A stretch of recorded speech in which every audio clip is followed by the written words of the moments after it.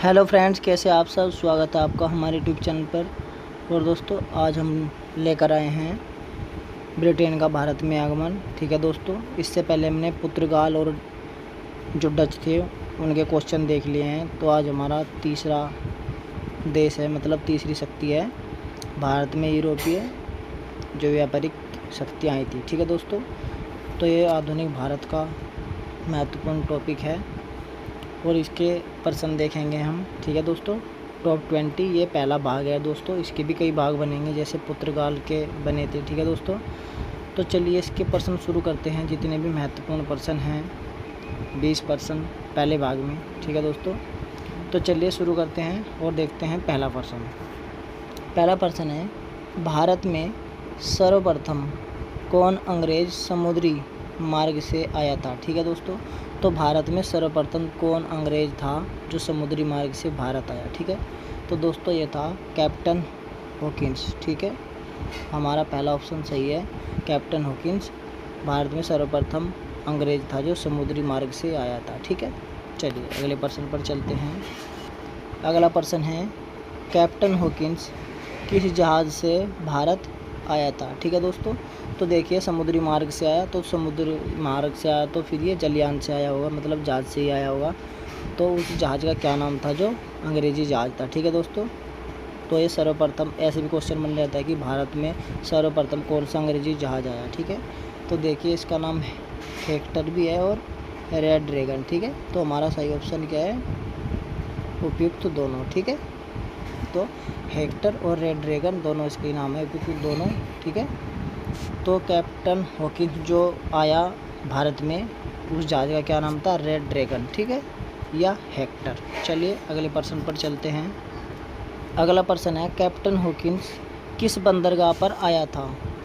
ठीक है दोस्तों, तो हमारा पर्सन कौन सा है, किस बंदरगाह पे आया था। ठीक है, तो देखिए ये आया था कैप्टन हॉकिंस सूरत बंदरगाह पे आया था। सूरत कहाँ है, गुजरात में। ठीक है दोस्तों, गुजरात में।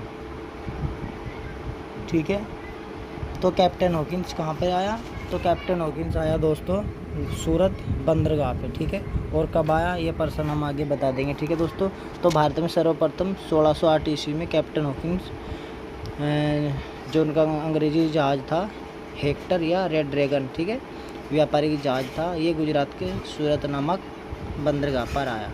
ठीक है, चलिए अगले पर्सन पर चलते हैं।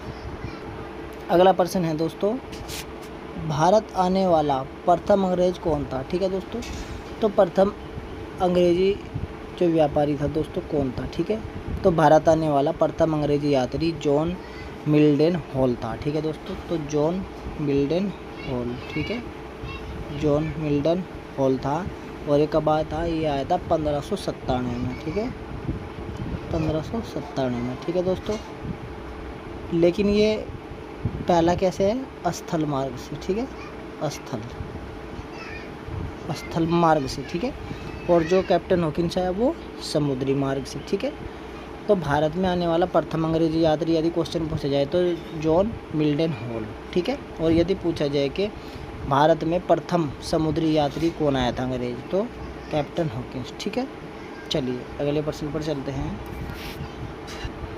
अगला पर्सन है, कैप्टन हॉकिंस भारत कब आया था। ठीक है दोस्तों, तो भारत कब आया था ये, तो आया था 1608 ईस्वी में। ठीक है, चलिए अगले पर्सन पर चलते हैं। अगला पर्सन है, 1599 ईस्वी में पूर्व के देशों के साथ अंग्रेज़ों ने जो कंपनी बनाई उसमें कितने व्यापारी थे। ठीक है दोस्तों, तो दोस्तों कितने व्यापारी थे, तो दोस्तों 1599 ईस्वी में पूर्व के देशों के साथ व्यापार करने के लिए अंग्रेज़ों ने क्या किया, एक कंपनी की स्थापना की। ठीक है दोस्तों, तो पर्सन में पूछा कि कितने व्यापारी थे इस कंपनी में, तो दोस्तों इसमें 217 व्यापारी थे। ठीक है दोस्तों, कितने, 217 व्यापारी थे। ठीक है, और इस कंपनी का क्या नाम था, ये हम अगले पर्सन में देख लेंगे। ठीक है, चलिए अगले पर्सन को देखते हैं।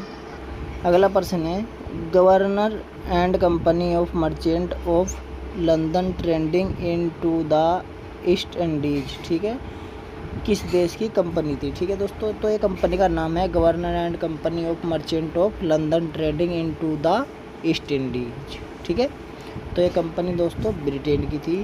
ठीक है दोस्तों, किसकी थी ये, ब्रिटेन की कंपनी थी। ठीक है, और जो 1599 ईस्वी में पूर्व के देशों के साथ व्यापार करने के लिए अंग्रेजों ने कंपनी की स्थापना की थी और जिसमें व्यापारी 217 थे। तो उसके द्वारा जो स्थापित कंपनी का नाम है तो दोस्तों यही हमने बताया, governor and company of merchants of London trading into the East Indies था। ठीक है, और शुरू से ये क्या आती है कि राजतंत्र से संबंध थी। ठीक है, और राजतंत्र से संबंधित होने के कारण ये कंपनी, इसमें रानी एलिजाबेथ, ठीक है, भी हिस्सेदारी में थी। ठीक है दोस्तों, मतलब एक हिस्सेदारों में थी। ठीक है, ये भी आप ध्यान रखना, रानी एलिजाबेथ भी इसमें हिस्सेदार थी। ठीक है, हिस्सेदारों में से थी। ठीक है, चलिए अगले प्रश्न को देखते हैं। अगला प्रश्न है, कितने सदस्यों को मिलाकर निदेशक मंडल का गठन किया गया था। ठीक है दोस्तों, तो देखिए पूछा है कि कितने सदस्यों को मिलाकर निदेशक मंडल का गठन किया गया था। ठीक है दोस्तों, तो देखिए दोस्तों क्या हुआ था, 31 दिसंबर 1600 ईस्वी में ब्रिटेन की महारानी एलिजाबेथ प्रथम ने एक शाही फरमान देकर जो ये कंपनी थी 15 वर्षों के लिए पूर्व के देशों के साथ व्यापार करने की अनुमति प्रदान की थी। ठीक है, कितने वर्षों के लिए, 15 वर्षों के लिए। ठीक है, कंपनी का नाम हमने पहले बता दिया है पिछले प्रश्न में। ठीक है दोस्तों, तो इसी फरमान को चार्टर्ड अधिनियम भी कहते हैं। ठीक है, जो 15 वर्षों के लिए दिया था। तो कंपनी को सुचारू रूप से चलाने के लिए, ठीक है दोस्तों, तो इसकी कितने सदस्यों को मिलाकर कोर्ट ऑफ डायरेक्टर्स अथवा निर्देशक मंडल का गठन किया। तो दोस्तों जो इसका सदस्यों का जो गठन किया कंपनी को सुचारू रूप से चलाने के लिए, तो 26, ठीक है दोस्तों, 26 सदस्यों को मिलाकर कोर्ट ऑफ डायरेक्टर्स अथवा निर्देशक मंडल, ठीक है, ये निर्देशक मंडल का गठन किया गया। ठीक है, और इसका दूसरा क्या नाम है, कोर्ट ऑफ डायरेक्टर्स। ठीक है, चलिए ध्यान रखना आप। अगले प्रश्न को देखेंगे। अगला प्रश्न है, जॉन मिल्टन हॉल भारत कब आया था। ठीक है दोस्तों, तो जॉन मिल्टन हॉल भारत कब आया था, तो 1597 में आया था। ठीक है, ये प्रथम अंग्रेजी था और कैसे आया था, स्थल मार्ग से। ठीक है, ये स्थल मार्ग से आया था। ठीक है दोस्तों, चलिए अगले प्रश्न को देखते हैं।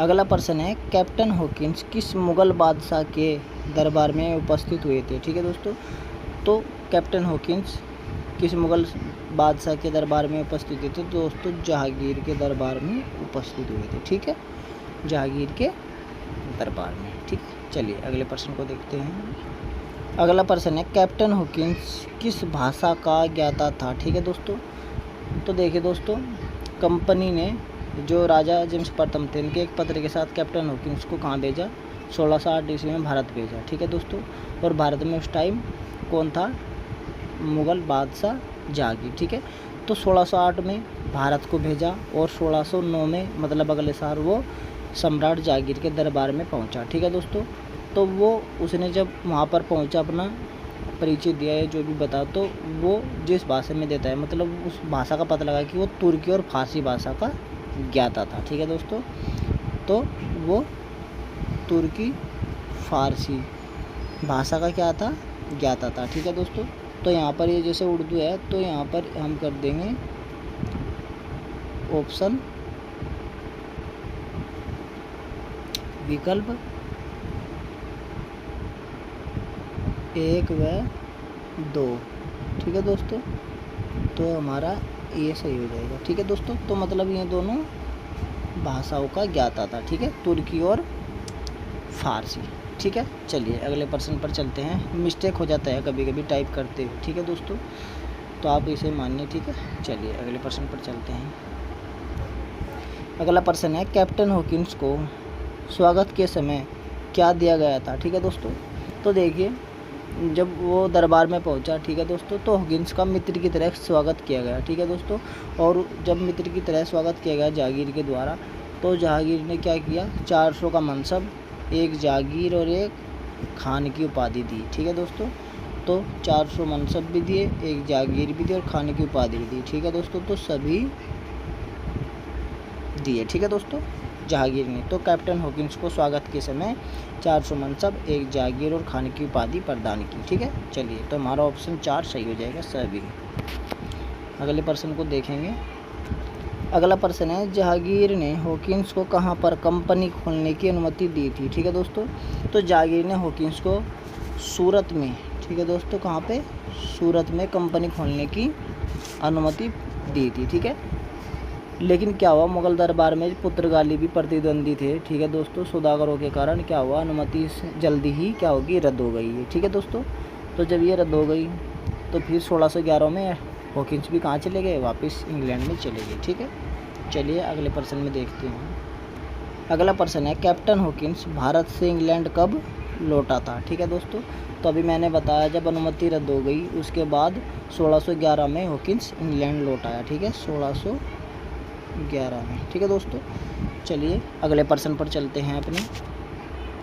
अगला प्रश्न है, जहांगीर ने कब आज्ञा पत्र द्वारा सूरत में अस्थायी कंपनी खोलने की अनुमति दी थी। ठीक है दोस्तों, तो देखिए 1683 में जहांगीर ने एक आज्ञा पत्र जारी किया। ठीक है, और अंग्रेज़ों को सूरत में स्थायी रूप से एक कोठी या फैक्ट्री खोलने की अनुमति दी। ठीक है दोस्तों, तो कब दी, ये दी 1613 में। ठीक है दोस्तों, 1613 में अस्थायी रूप से एक कोठी या फैक्ट्री खोलने की अनुमति जहांगीर ने दे दी। ठीक है दोस्तों, चलिए अगले प्रश्न पर चलते हैं।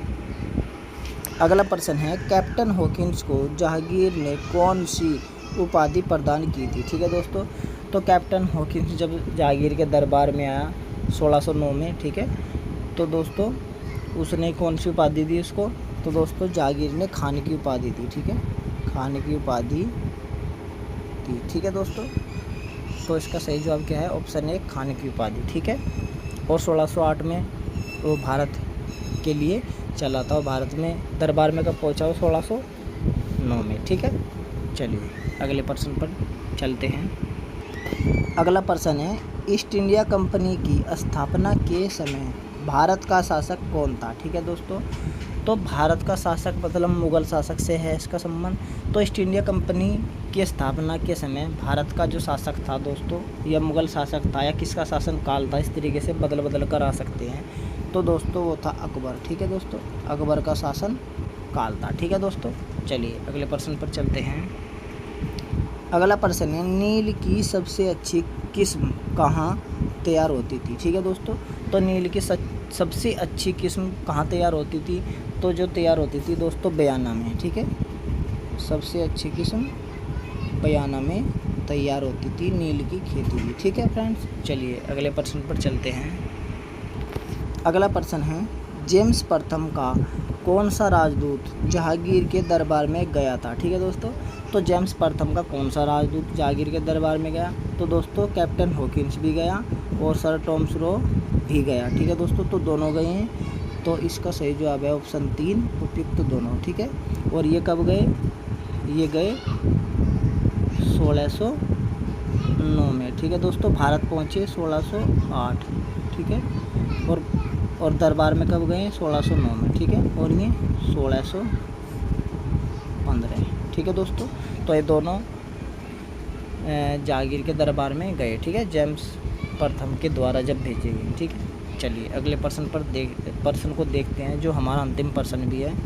चलिए दोस्तों देखते हैं इसको, अंतिम प्रश्न को देख लेते हैं। सर टॉमस रो भारत कब आया था। ठीक है दोस्तों, तो देखिए हॉकिंस की वापसी के बाद क्या हुआ, 1615 में जेम्स प्रथम ने कंपनी की ओर से सर टॉमस रो को मुग़ल दरबार में भेजा। ठीक है दोस्तों, और वहाँ से क्या हुआ, जो रो था मतलब टॉमस रो था, सम्राट जहांगीर की कृपा पाने में सफल हुआ। मतलब उसने 3 साल के लिए राजदूत के रूप में मान्यता ले ली। ठीक है, और अजमेर, मांडू, इलाहाबाद में रहा। ठीक है दोस्तों, और इस तरीके से उन्होंने अपनी कोठियाँ स्थापित की। ठीक है, तो चलिए दोस्तों इसका सही जवाब क्या है, टॉमस रो भारत कब आया, तो ये आया 1615 में। ठीक है दोस्तों, तो इसका ये ऑप्शन सही हो जाएगा। ठीक है, 1615 में। ठीक है, यहाँ पे लिख देता हूँ 1615 में, हमने पहले भी कई बार लिख दिया, 1615 में भारत आया। ठीक है दोस्तों,